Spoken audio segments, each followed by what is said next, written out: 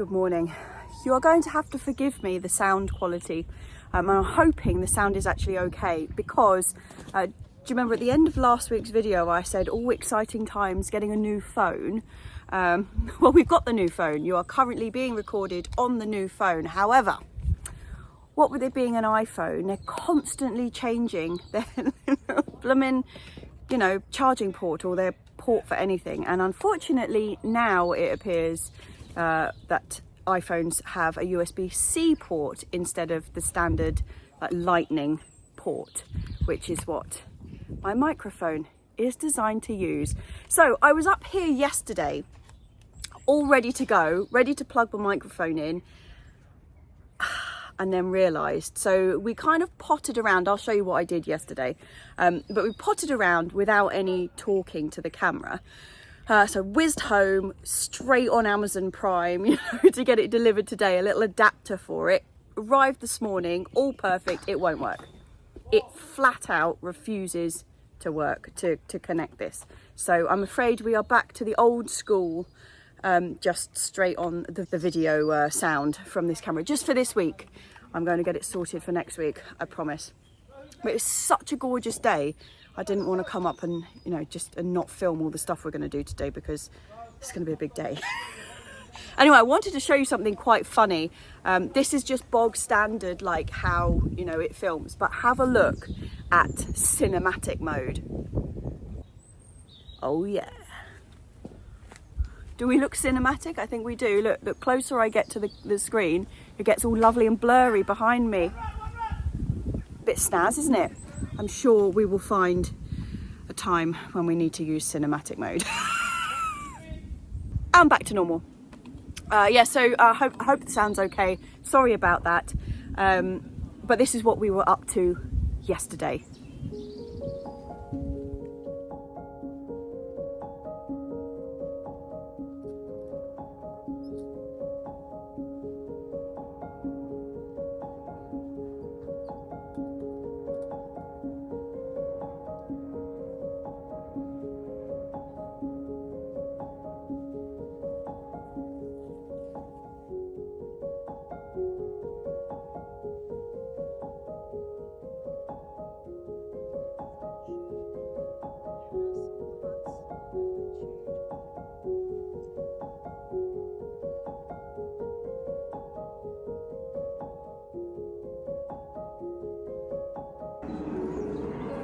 Hello, them girls. Oh, we got an egg out. Why is there an egg? Did somebody get surprised?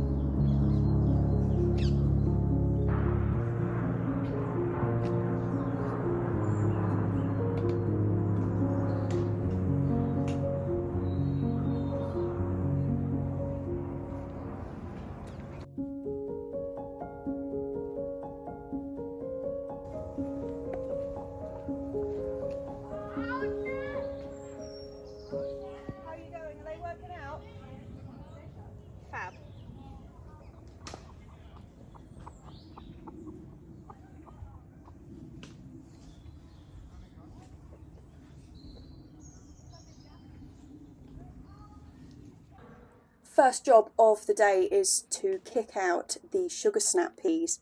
So these are a variety called sugar bon. Now, sugar snap peas are the ones where you eat the whole of the pod as well, but they're much rounder than, say, a Mange 2, which is a very flat version. I haven't grown sugar snap peas for such a long time, and I don't know why. They just sort of fell off my radar. But last year, George, the same bloke who gave us his spare red Duke potatoes, he grew them, and he was just walking past with a whole bunch of them or whatever and gave us some. I'd forgotten how utterly delicious they are. So yeah, sugar snap peas are back on the list this year. This is a really great little variety, actually. Firstly, they're very short, so they're great in a small space, whereas some peas can get to kind of 6-7 foot. These ones are a maximum of 2 foot, so proper handy. It means also that I can plant them in the raised beds like this without having a massive structure for them to grow up. These will just grow up my last year's raspberry canes, really happy, no worries. I don't have to kind of put big poles in the ground or anything to support them against the wind. They're also really versatile in the fact that, like most peas, you can pick the immature pods and use them like a Mange 2.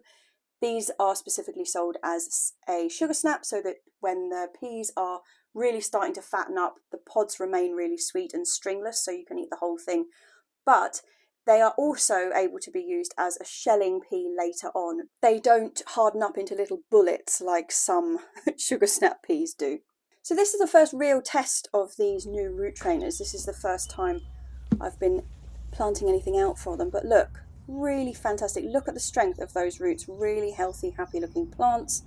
I'm well impressed. And the advantage of root trainers is, look, you can just take the whole plant out like that. Actually, I mean, these ones have got tangled at the bottom because I've left them a little bit too long.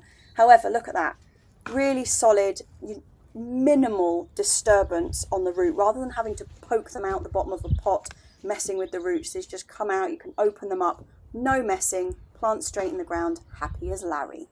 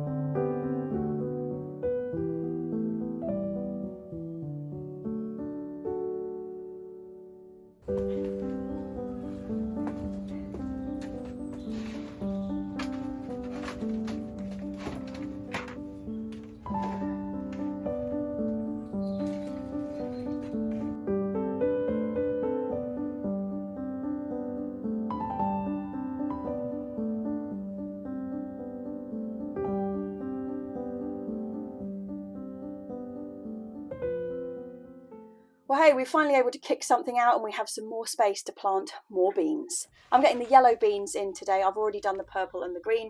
I've gone for sunshine. I mentioned last week that I normally do Necker Gold. Couldn't find any in the shops. Could have ordered them online, but just thought I would pick these up. They say they're highly recommended for flavour, stringless. They say all the good things on the packet. We will give them a go. If they're dreadful, next year we'll be back at Necker Gold. I'm going to put 2 seeds per unit here, same as I did with the purple ones, and they will eventually be growing up the arches down the centre of the plant.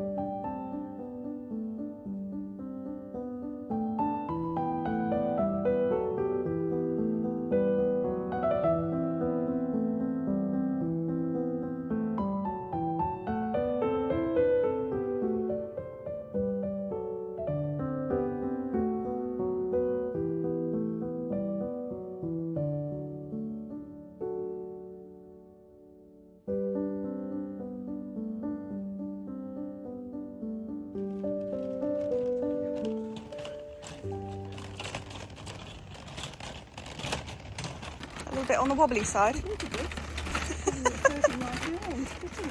Ah, the joy of May in a garden centre. Veg galore. We're not here for anything specific, we're just here to have a bit of a look. They've got their courgettes and cucumbers out and they all look like they've died in the cold, unfortunately. It's a bit awkward, but loads of peppers. Ooh. So Beauregard is the one that we grew that year. Do you need two? No, I just want one Beauregard and one Erato. Maybe Erato Violet we could have. This one. The purple one. What did they say you do with them? Just as normal, like what we did last time. Yeah, it's perfect, isn't it? Really good. Lovely. A surprise find. Very happy. A few pak choys and things. Oh, we could put some pak choy in.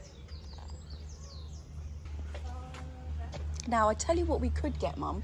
So we've got sweet corn over there, and we don't have any sweet corn seed. Right, where is the sweet corn? Oh, here. Just there. Although these are, you know, oriental sweet corn. We don't want those.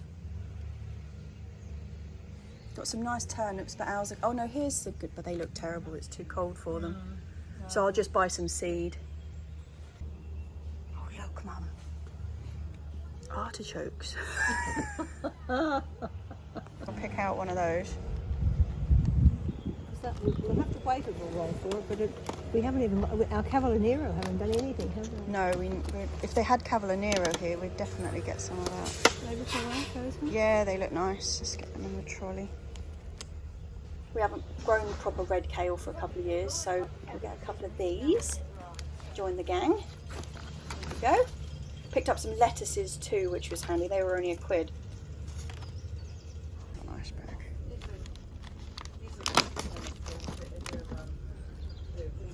They look pretty good.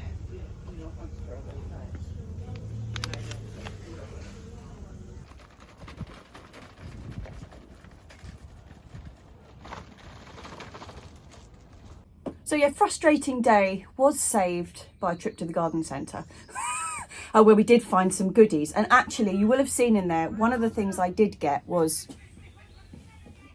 a couple of sweet potatoes. Now, if you were watching Potty Mouth, was it last week, I think? JB had just got his slips in the post and he was growing, I think it was Erato something or other. Anyway, I picked up Erato Violet and Orleans.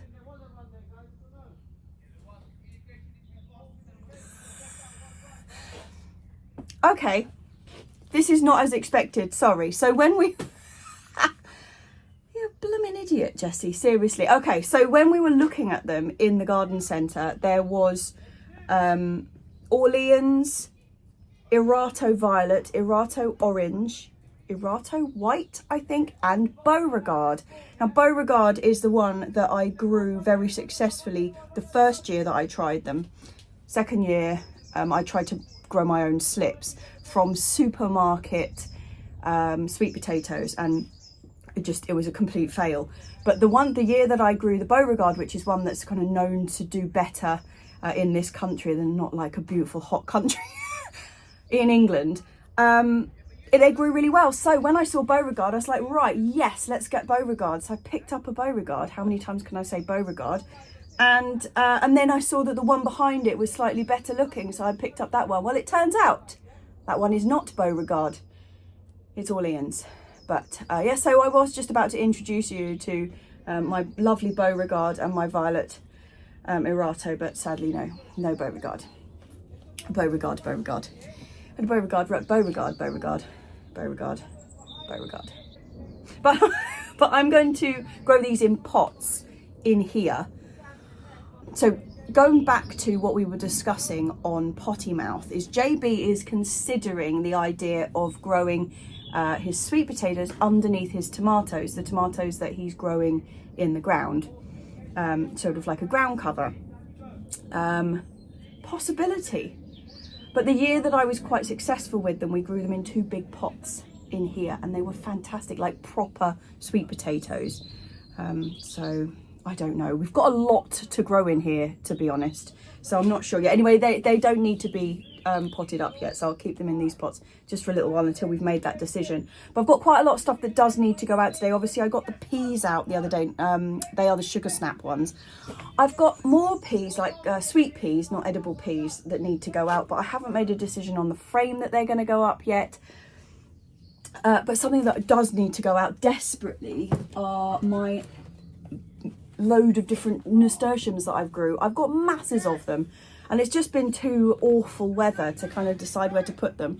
So I'm thinking I'm going to dot these around, and I'll save sort of half of each variety or whatever to take home, because there is a lot. How many varieties did I grow again? 1, 2, 3, 4. I sowed 4 varieties, and we've got loads of them like coming up self-seeded from last year.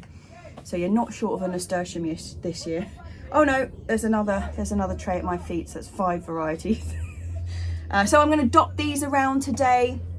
I've got a bit more sowing to do. I want to sow some carrots, harvest the carrots that I've got in here, and things like basil, coriander, and parsley, dill. I want to get all that kind of stuff in. So yeah, busy day. Busy day. Let's get on with it. I'm going to find some spots for these. Here be some of the self-seeded ones, if I can just do my stepping stones. This is the asparagus bed. So yeah, there's loads of these little chaps popping up all over the show. I don't know whether I'm going to leave them in here, whether they're going to be a nuisance, or if I will transplant them out. I've just come out, like scooting around the outside of the greenhouse looking for some pots to put some of the nasturtiums in, because we got excess, like I was saying. And yesterday I took this picture, and today it looks like that. They have been mullered, got, wiped out, whammied, they kaput. Damn. Oh no, the white ones too!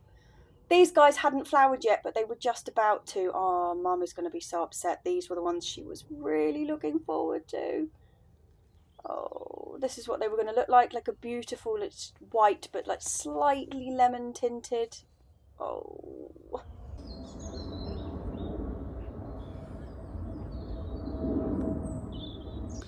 Yeah, Mum isn't up here yet, actually. She's at I don't know if it's a Pilates class or a yoga class, but she's at some class at the moment at the gym.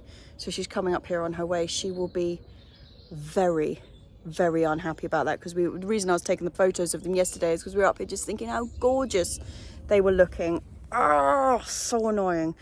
We've got one pot left, skills, here, untouched. I did bring the wildlife camera up with me today, so I mean, it's a bit doom, isn't it? But I might set it up on that pot tonight. Just see if it's gonna go. We may as well catch who's doing it. Oh, that's annoying. Anyway, I was supposed to be looking for pots for nasturtiums. I'm gonna crack on with that.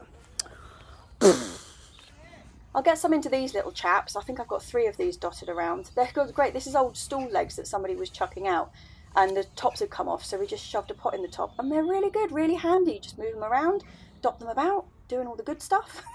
They'll look lovely with nasturtiums in. But this barbecue is now pretty much redundant now we've got the fire pit. So we're going to be doing barbecuing in the fire pit. And at the end of the summer, this barbecue was looking a little bit worse for wear. So I'm going to clear some space, have a think, and see what might be the best option. It would be really nice to have some sort of divider between just this grassy bit where we sit and the asparagus bed, though, because the asparagus by the end of the season does start looking a bit tired, because they're flopping all over the show and we're trying to tie them up. But there's really good open sunshine here, so like it's really valuable space. And the barbecue served its purpose, it really did. But I think it might have had its time, and I wonder if I can put some sort of bed along here. Don't think I've got wood long enough for that though. Anyway, I might be writing this off a little bit early, so let's just check out how bad the barbecue is.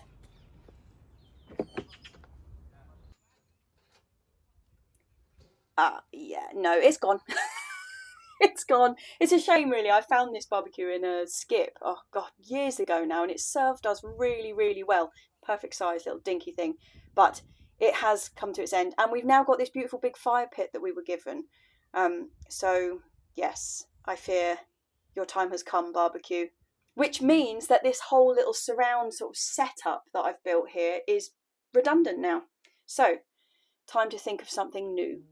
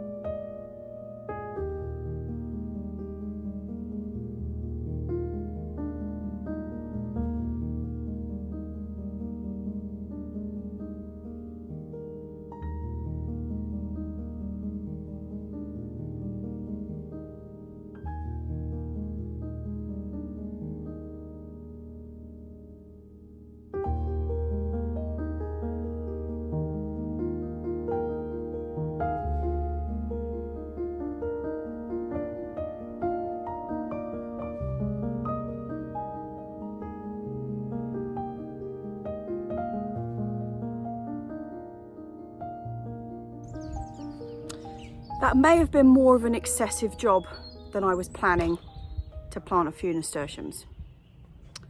But anyway, we have a new bed. Those bricks are so heavy. They're old heat retention bricks.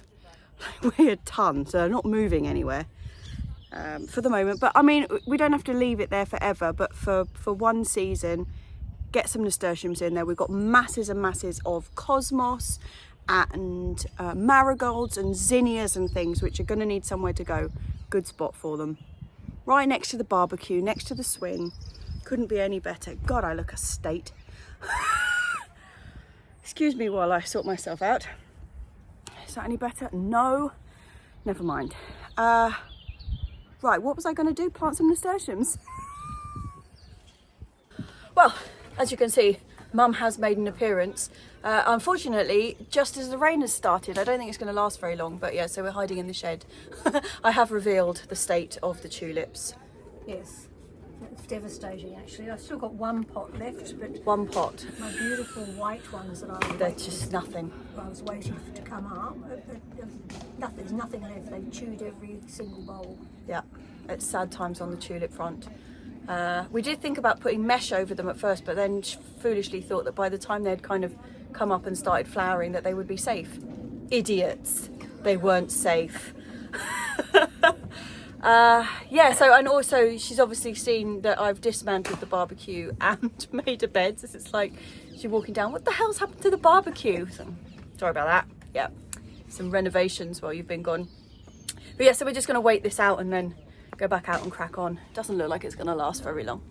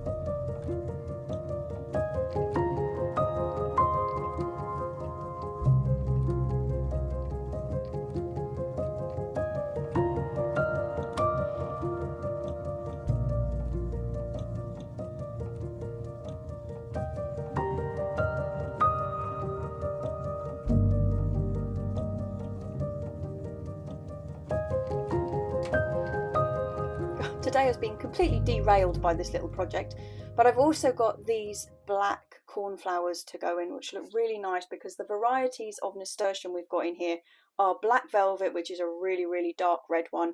We've got purple emperor, which is like a pinky purpley blush with a dark centre. There is pink blush, which is almost an apricot with a pink in the centre. And who else do we have? Oh, we just got a really beautiful array of sort of unusual colours in the nasturtium front. So I think black cornflowers just popping up through them is going to look gorgeous.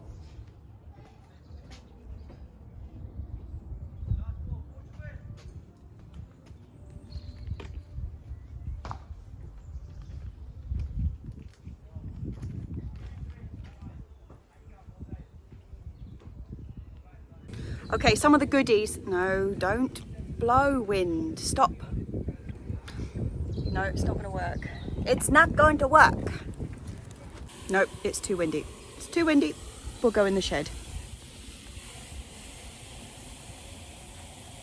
I've been spoilt by my recent microphone life that actually the wind is going to be a problem without a microphone, isn't it? Anyway, goodies from the garden centre. Obviously, we've got one bargain, which is that one, which is a cost lettuce called cucaracha. Cucaracha. That's not very nice, is it? That means cockroach. Anyway, we've got some cockroach lettuces, and we've also got some iceberg ones, which are called Antarctica. And these ones, which are our own, which are Valmain. I believe they're Valmain. So I'm going to get these in. They're going to go into the same bed that Mum's just been ripping that lettuce out of. Unfortunately, we left that just too long. We've eaten quite a lot of them, but we've been harvesting from around the bottom, and then they last like just when we've had this little bit of heat. Sorry, I'm getting closer and closer and closer. We're quite... yeah, we just had that little bit of heat and they've just gone because they've been in from last summer. Yeah, so they're gone. I'm going to put these in. I'm going to try and squish them together enough that I can put one of the Enviromesh boxes over them for a bit of protection, but mainly protection from being dug up or rolled on or pecked. Let's get these in the ground. I'll get you back outside.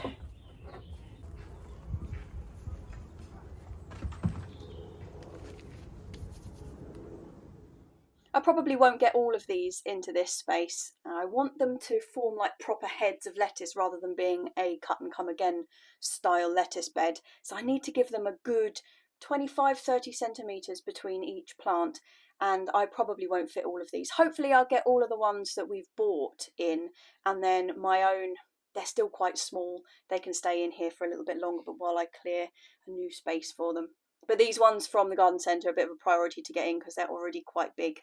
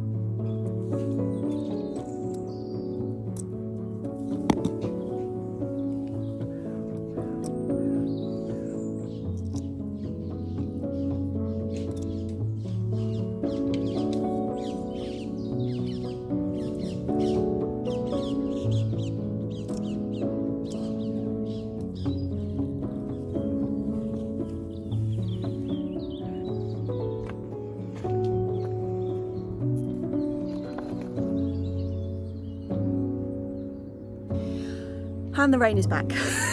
This time though, it looks like it's settled in. There's just really grey everywhere. There's not a glimmer of blue in the sky. So I think this is time to call it quits and go home. And there is a bathroom that needs painting waiting for me at home. So I'm going to go and do that. Unfortunately, I haven't got a lot of the sowing stuff that I wanted to get done today. I've still got carrots to go in, loads of the herbs. So I think I'll be up here. Maybe not tomorrow, because tomorrow is also forecast to be pants weather. But the next day we'll get on the sowing then. Yeah.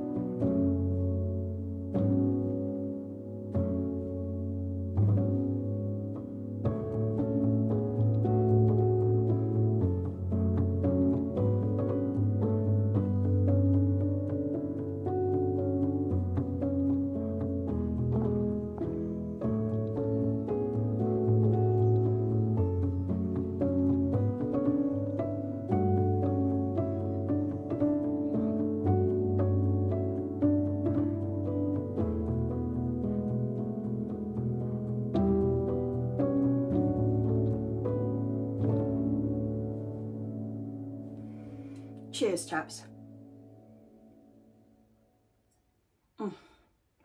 That feels very deserved. It has been such, in fact, the word of the week for me will be derailed.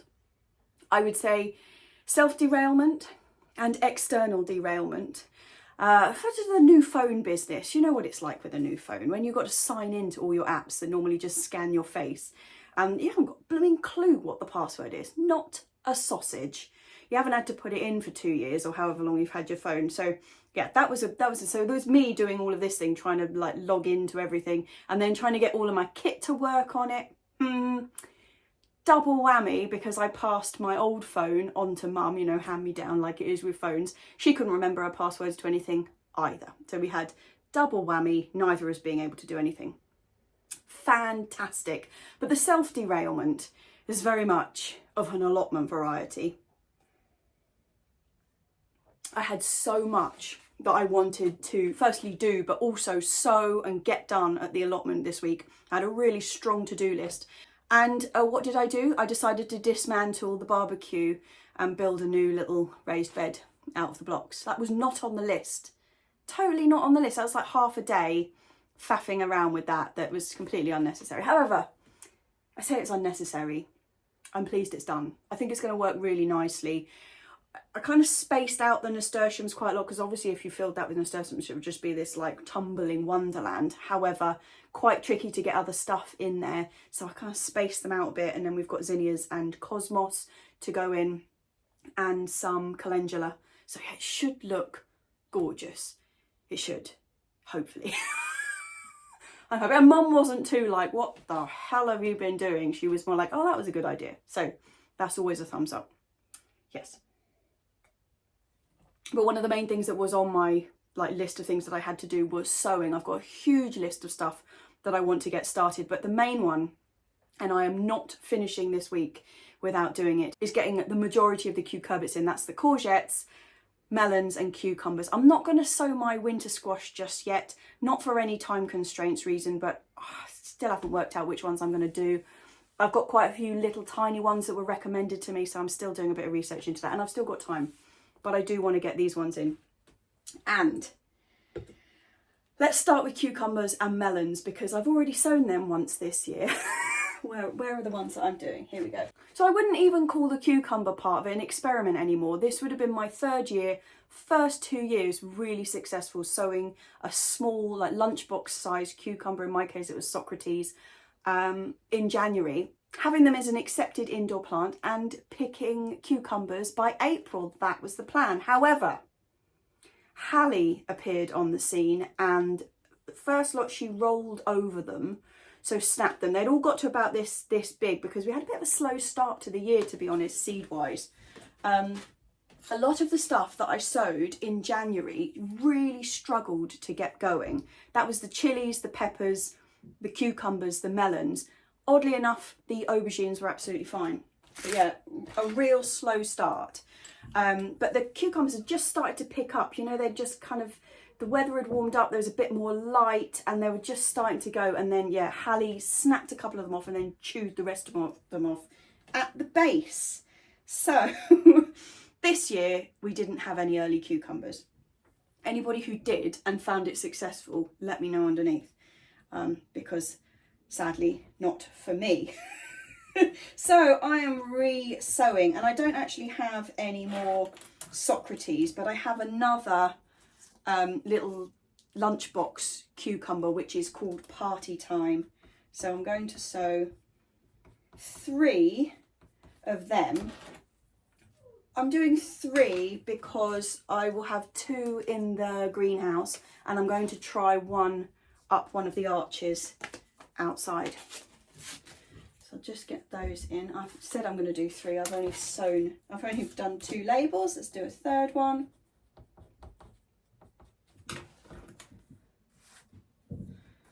There we go. So both of my cucumbers, I'm going to try doing one outside. I think this shorty one, a little cucumber, has better chance than the other one that I'm doing, which is long Chinese. However, when I started these last year, when I got hold of these seed, I got them really late in the year, and I just started them off anyway just to see, stuck them outside, and they were just starting to produce, like they could do really long skinny cucumbers. Absolutely delicious what we got. So I am definitely having another go with them because I thought they were gorgeous. China.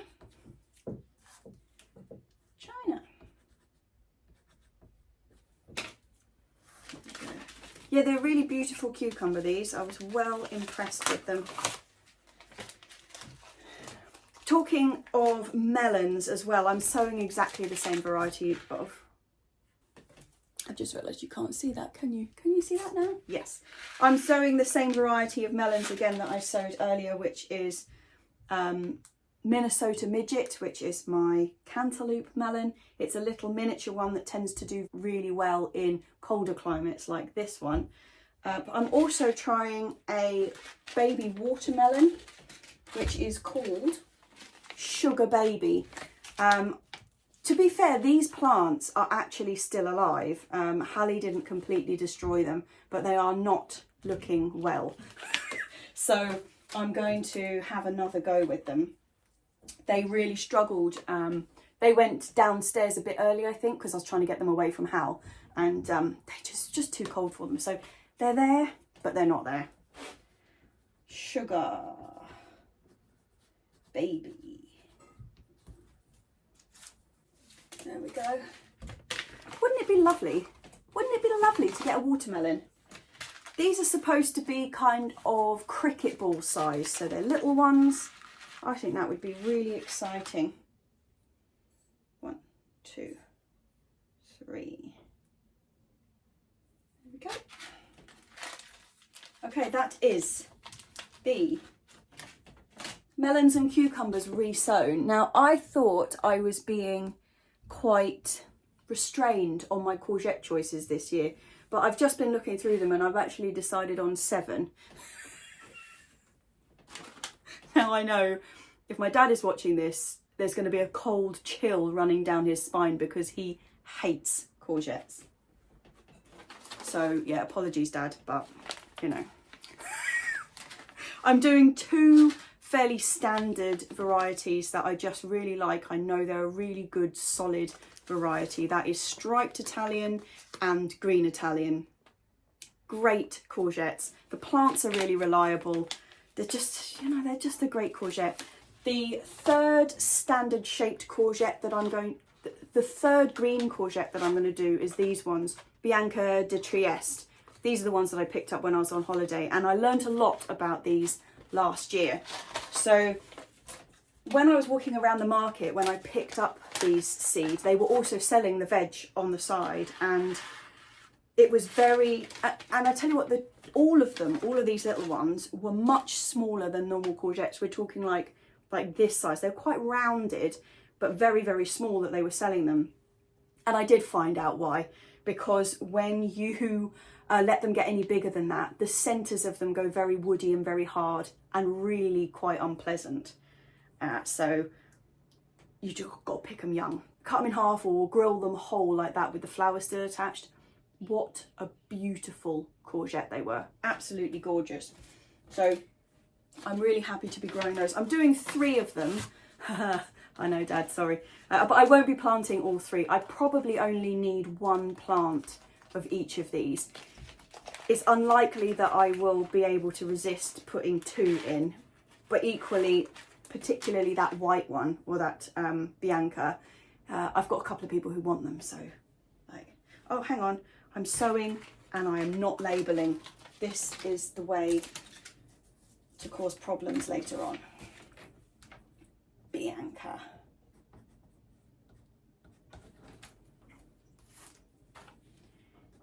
Bianca.